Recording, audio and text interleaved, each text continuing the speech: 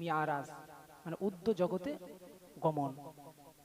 এই মিয়ারাজের সম্পর্কে আল্লাহ কোরআন পাকের মধ্যে বললেন, সুবহানাল্লাযী আসরা বিআবদিহি লাইলাম মিনাল মাসজিদিল হারামি ইলাল মাসজিদিল আকসা। আল্লাহ পাক আমার নবীকে ইনভাইট করেছিলেন রজব মাসে। আল্লাহ পাক কোরআন পাকের ভিতরে জানালেন, আমি আমার প্রিয় নবী, আমি আমার প্রিয় হাবিবকে ভ্রমণ করেছিলাম কোনো একটা রাতে মসজিদে হারাম থেকে মসজিদে আকসা পর্যন্ত। আকসা নিয়ে এখন ঝামেলা চলছে, আকসা ভ্রমণ করলেন। আল্লাহ পাকের বড় ফেরেশতা জিবরাইল সাল্লাম আল্লাহ নবীকে নিয়ে এলেন, মসজিদে আকসায় নিয়ে এলেন। দেখলেন অনেক নবী আলাইহিস সালামরা সকলে কাতারে কাতারে দাঁড়িয়ে আছে।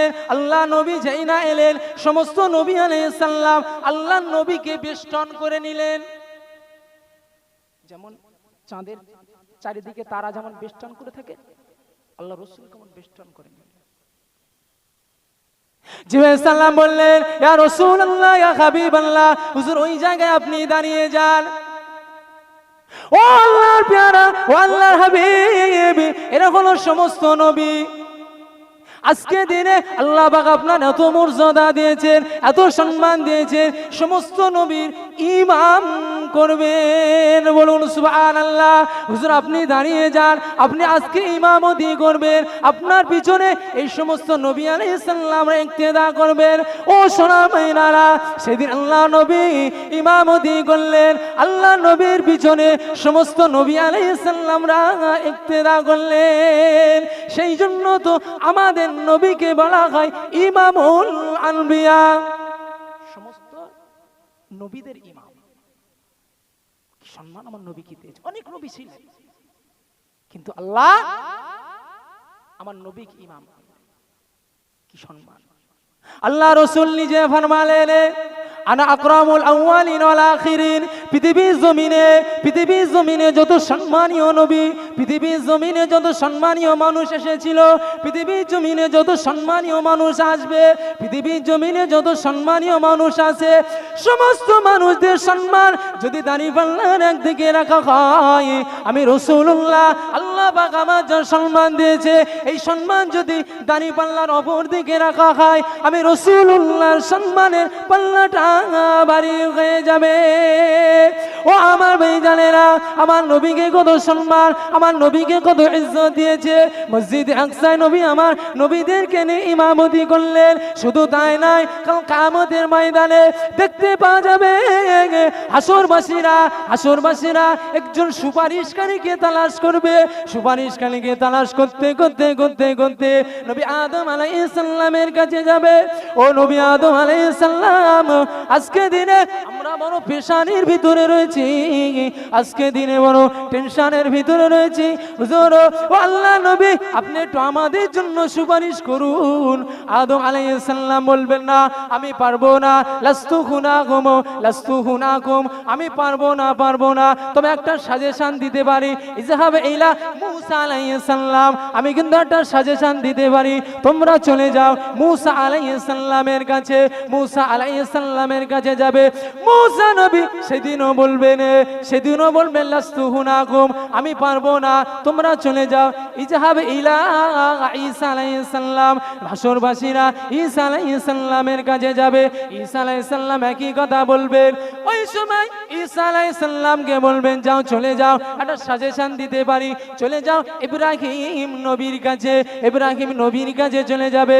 ইব্রাহিম নবী বলবেন, না আমি পারবো না, তবে আমি একটা সাজেশন দিতে পারি।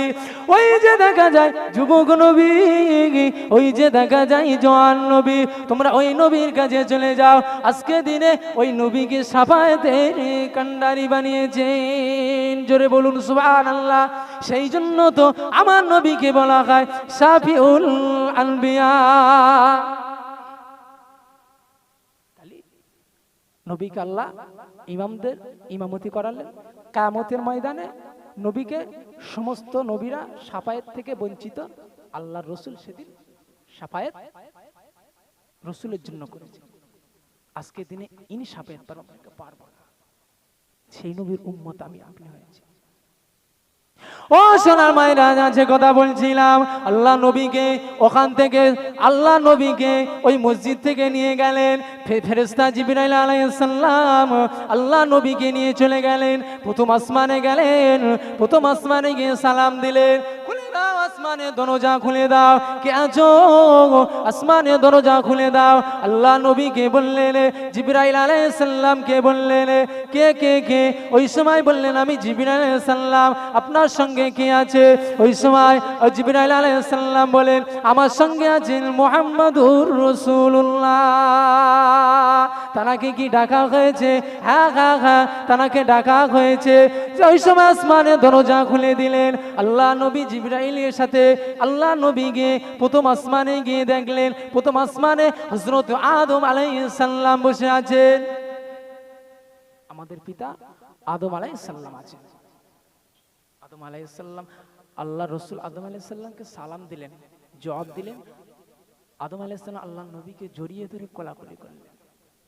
দেখলেন যে আদম আলাইহিস সালাম যখন ডান দিকে তাকায় তখন খুব হাসি মুখে থাকে, আনন্দ মুখে, আর যখন বাম দিকে তাকায় তখন মনটা বড় খারাপ। আল্লাহ রসুল জিজ্ঞাসা করলেন, ইয়া কি জিবরাইল, কি ব্যাপার? এই নবী এই রসুল যখন ডান দিকে তাকায় তখন মনটা বড় খুশি, যখন বাম দিকে তাকায় তখন মনটা বড় মনিম, কি ব্যাপার? ওই সময় জিবরাইল আলাইহিস সালাম বললেন, ও আল্লাহর হাবিব, ও আল্লাহর প্রিয় দোস্ত, ইনি হলেন নবী আদম আলাইহিস সালাম। ডান দিকে যখন আল্লাহ পাক তানার বান্দা বান্দীদের, আল্লাহ পাক জানো তানার বান্দা বান্দীদের, তানার সন্তানদেরকে যখন জান্নাতের দিকে নিয়ে যায় তখন তিনি খুশিতে বাগে বাগ হয়ে যায়। আর যখন বাম দিকে জাহান্নামের দিকে নিয়ে যায় তখন মনটা মলিমুখ হয়ে যায়। ও সোনা মায়েরা, আল্লাহ নবী এরপরে নিয়ে গেলেন এক এক করে আসমানে, একবারে চলে গেলেন 6 নম্বর আসমানে। 6 নম্বর আসমানে নবী আমার মুসা আলাইহিস সালামের সাথে দেখা হলেন। নবী মুসা আলাইহিস সালাম আল্লাহ নবীকে ভালাইয়ের জন্য দোয়া করলেন, সালাম কালাম করলেন। ওখান থেকে চলে গেলেন সিদরাতুল মুনতাহা। সিদরাতুল মুনতাহা গিয়ে আল্লাহ নবী হযরতে নবী ইব্রাহিম আলাইহিস সালামের সাথে দেখা হলেন। সেখান থেকে কথোপকথন হলেন। আল্লাহ নবী তারপরে আল্লাহর সঙ্গে দেখা হলেন। নবী আমার আল্লাহর সঙ্গে কথোপকথন হওয়ার পরে নবী আমার উম্মতে মুহাম্মাদির জন্য 50 ওয়াক্ত নামাজ তোহফা হিসাবে দিয়েছিলেন। 50 ওয়াক্ত নামাজ নবী আমার নামাজ নিয়ে চলে আসছে। দেখা হলো মুসা নবীর সঙ্গে। ও নবী মুহাম্মদ, আপনার উম্মত উম্মতীদের জন্য আল্লাহ পাক কি এমন তোহফা দিয়েছে।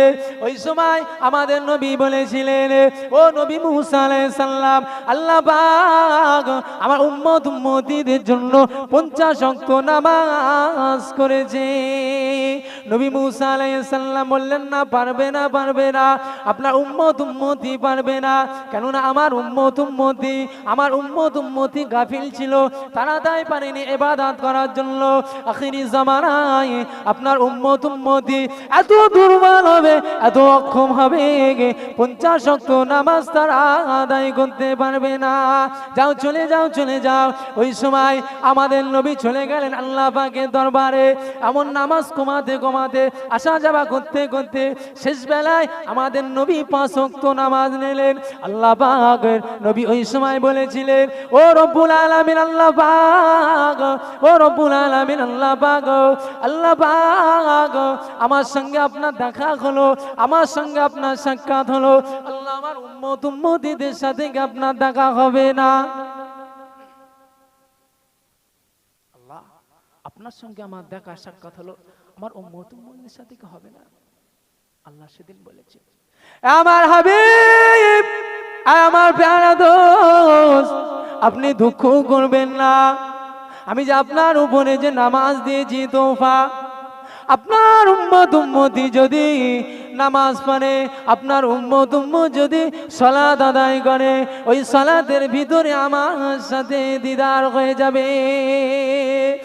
আমার হাবিব, আমি যে আল্লাহ পাক প্রথমে 50 ওয়াক্ত নামাজ ফিক্সড করেছিলাম, আমি আল্লাহ পাক কথা নড়চড় করি না, আপনার উম্মতিরা আদায় করবে 5 ওয়াক্ত, কিন্তু আমি আল্লাহ খুশি হয়ে সওয়াব দেব 50 ওয়াক্ত। কিন্তু কি আমরা তাও পড়ি না, আমরা তাও পড়ি না। যাই করেন না কেন বাবা, নামাজ পড়ুন। নামাজ এমন একটা জিনিস, আপনার কবরেও প্রথম জিজ্ঞাসা হবে নামাজ সম্পর্কে, আসরের ময়দানে জিজ্ঞাসা হবে নামাজ সম্পর্কে। নামাজ থেকে কেউ করবেন না, কারণ আল্লাহ রসুল বললেন, মা তাজালু কদামা আবদিন ইয়াউমাল কিয়ামাতি হাত্তা ইসআলা আন আরবাইন। আল্লাহ রসুল বললেন যে কিয়ামতের ময়দানে 4টে প্রশ্ন যতক্ষণ পর্যন্ত জবাব না দিতে পারবে, ততক্ষণ পর্যন্ত কোনো বান্দাবান্দি এক পা এগোতে পারবে না। কি কি প্রশ্ন বলেন? ওয়ান উমরিহি, তোমার বয়স সম্পর্ক, তোমার জীবন সম্পর্কে। ওয়ান শাবাবিহি, তোমার যৌবনকাল সম্পর্কে। ওয়ান মালিহি, তোমার ধন সম্পত্তি সম্পর্কে। ওয়ান ইলমিহি, তোমার ইলম সম্পর্কে। এখন বলুন, আমরা অনেক মানুষ কোরআন হাদিস কিছুই জানি না, যেখানে কোরআন শেখা, দ্বীন ইসলামের জ্ঞান শেখা ফরজ বলা হয়েছে, জানি না। আমাদের জীবনটা কিন্তু কই বরফের মতন গলে গলে গলে গলে পানিতে পরিণত হচ্ছে। বলুন আপনি কি জবাব দেবেন? আপনার যে এই বয়সটা পেরিয়ে এলো, আপনি কোরআনও শিখলেন না, কারো শেখালেন না, দ্বীন শরিয়াতের জ্ঞানও শিখলেন না। যখন আপনার বয়স সম্পর্কে জিজ্ঞাসা করবে, কিয়ামতের ময়দানে হাসরের প্রান্তরে আল্লাহ বান্দা বান্দিকে বয়স সম্পর্কে জিজ্ঞাসা করবে, এ বান্দা তোমার বলো, আমি 50 বছর 60 বছর হায়াত দিয়েছিলাম, এই হায়াতে তুমি কি করেছো? এই হায়াতে তুমি কার কাছে ছিলে, কোথায় বসেছিলে, কোন জায়গায় গিয়েছিলে, তোমাকে যে পা দিয়েছিলাম তুমি পায়ে হেঁটে হেঁটে কোথায় গিয়েছিলে? বান্দা হিসাব দাও। তোমাকে যে আমি দুটো চোখ দিয়েছিলাম, তুমি চোখ দিয়ে তোমার বয়সে তুমি কি দেখেছো? হিসাব দাও।